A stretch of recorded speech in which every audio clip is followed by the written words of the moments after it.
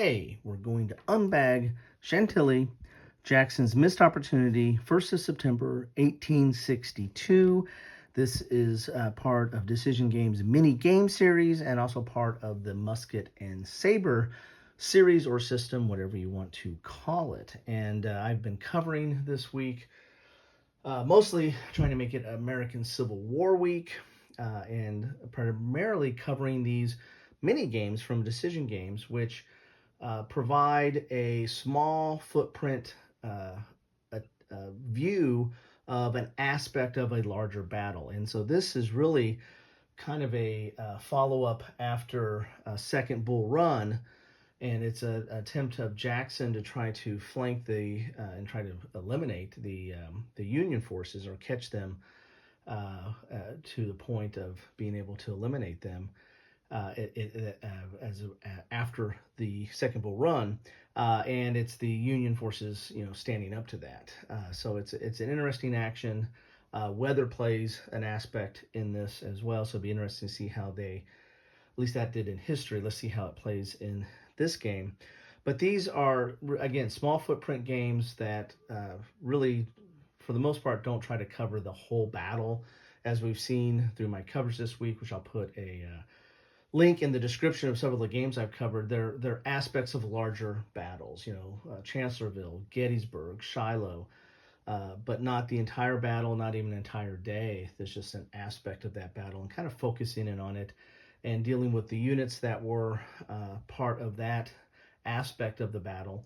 And these games are relatively easy. They're low complexity. It's your basic, hex-n-counter movement, combat results table with a few special rules on leaders and special units like mounted or artillery. So not a lot of chrome there, and some people probably might stay away from these because they really are not that involved and don't add a lot of detail to the conflict. But for others, they are more of an introduction into wargaming, or they give a feel or some understanding of the conflict, at least that specific aspect of the conflict. So with that, let's get inside this bag and see what we get here. Now, this is one out of the other ones I've covered. I knew a little bit about the battles over time, or playing other games or reading books, and this one I really did not know a lot about before I picked this one up. There's nothing more in the bag. Oh, there is something in the bag. There is a bag in the bag, and the bag is usually sufficient to cover to handle the number of counters that you get in this game. So we're going to get the rules here. We're going to get the map, which we'll take a look at. But let's look at the bag. Let's look at the counters first. And these are typical decision game type counters.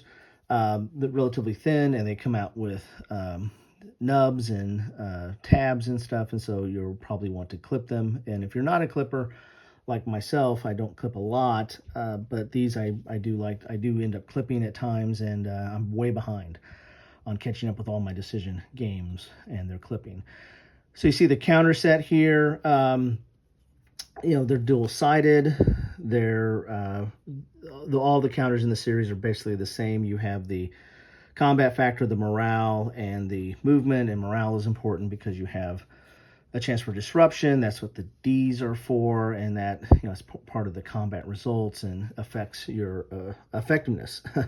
And as you can see here, it affects your morale and other stuff in the game. But you also have leaders involved and the like. So there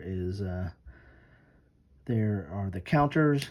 Then you have the rules, and the rules are, again, not that involved. You have about 4 pages here. Really no graphics or example of play except for an explanation of the counters, as you can see here with the combat factor, morale, and movement, and then the unit and formation and the like. But it's basically straight up, you have a sequence of play, which is, movement, combat, and then turn marker moves on to the next phase or next round. You have some zone of controls, not a lot of rules on that, but some on here. You have stacking, which is, we all know what stacking is. Here's your combat, and here's some of the special units, artillery, cavalry, and leaders. And then you have recovery, which is this disruption and recovery aspect here. You also have some squares you can form. Then we have the rules that are specific to this scenario, which gives you a little bit more history of it and how it took place and where it took place. I used to live in Alexandria, so not too far from this. Could have done a day trip over there or just driven out over there. Here's your introduction. Here's the setup, Confederate setup, Union setup, victory conditions, Confederate initiative, and then designer notes. Then you have your orders of battle, your combat results table. You're explaining the different terrain effects for this map, and there you have it right there. So let's take a look at the map. Well, I kind of like the color of this. This color's a little bit different than some of the other maps. A lot of green on this map here. A lot of green on this map. Let's pull out a little bit so you can see it.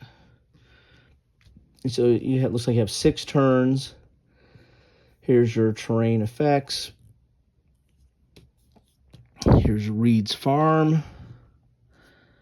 Looks like we got a rail going through here. And there you have it. So let's see, what's that city up there in the north? That is Germantown. There we go. Well, there you have it. This is Chantilly. If you played this game, love to know your thoughts about this, or if or the history of this engagement. If you want to expound upon your knowledge, feel free to in the comments down below, because this is something I don't know as much about, but now this will prompt me to read up on it more and before I play it. So there you have it. So this is what you get in a bag of Chantilly, Jackson's Missed Opportunity. So I think that, spoiler alert, his flanking maneuver to try to eliminate the Union forces was not a complete success. Spoiler alert. Anyway, or if you want to talk about this, any of the other decision games, these Musket Saber system, these mini game series, any of the games I've covered this week, or anything else that's on your mind, feel free. Love to hear from you. That's what I have for you today, and I really do appreciate you stopping by. Take care.